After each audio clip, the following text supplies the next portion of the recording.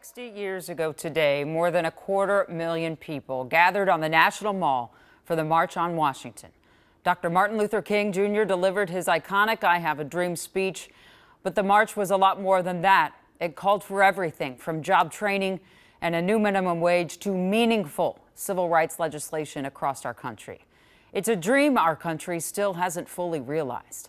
And connecting those dots from 1963 to 2023 is what Dr. Uhuru Williams at the University of St. Thomas does best. And to share his thoughts, he talked to Heidi this morning. Hi, Heidi. Hi, Jana. Williams co-wrote a new book for young readers that comes out tomorrow. It's called More Than a Dream, The Radical March on Washington for Jobs and Freedom. It looks at the march through a wider lens, recovering some of the history that we don't hear as much about.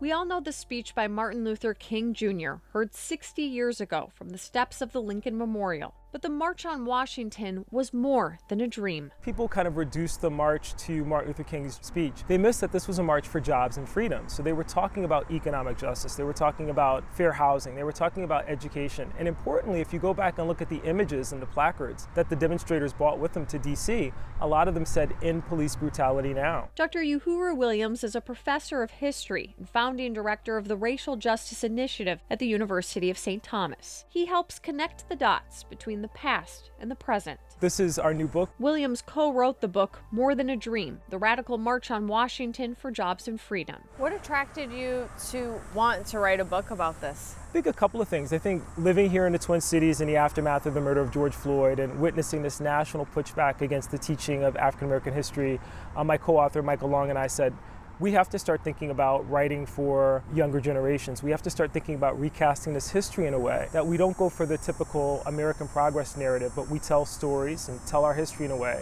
that helps people connect the dots. Uhuru encourages others to revisit the speeches from that day and learn more about the people behind the march, including those from here at home. You have Roy Wilkins, who speaks on that day, and he at that time was heading up the largest civil rights organization in the nation, the NAACP, and Anna Arnold Hedgeman, who went to school here and lived in the Twin Cities for a while, was also one of the principal organizers of the March on Washington, the only female organizer who was part of the planning committee for the March on Washington. While the March on Washington was a call to action, much remains unanswered. The demands haven't really changed that much. Really, the question is, can we point to tangible results in terms of addressing some of those?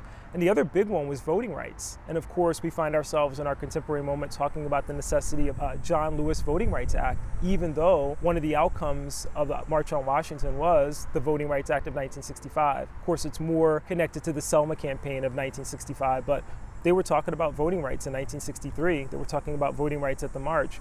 We're still talking about that. We shouldn't take these as simply commemorations of moments. We should use them as opportunities to revisit that history and to think concretely about how we can make that change real and lasting. More Than a Dream is out tomorrow. The book also explores how Black women played an important, though often overlooked, role in the March on Washington.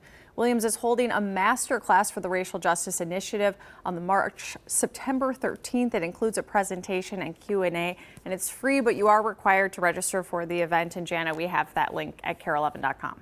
I will shamelessly plug that event because, as you were benefit of today, you know, anytime you talk to Dr. Williams, you feel like you're in a classroom learning like you never have before. Yeah, he was an incredible interview. I learned so much, and I am excited to check out his book as well. Yeah, the book's great. I read the first 4 chapters just in the last hour and learned a lot. Thanks so much, Heidi. Appreciate it.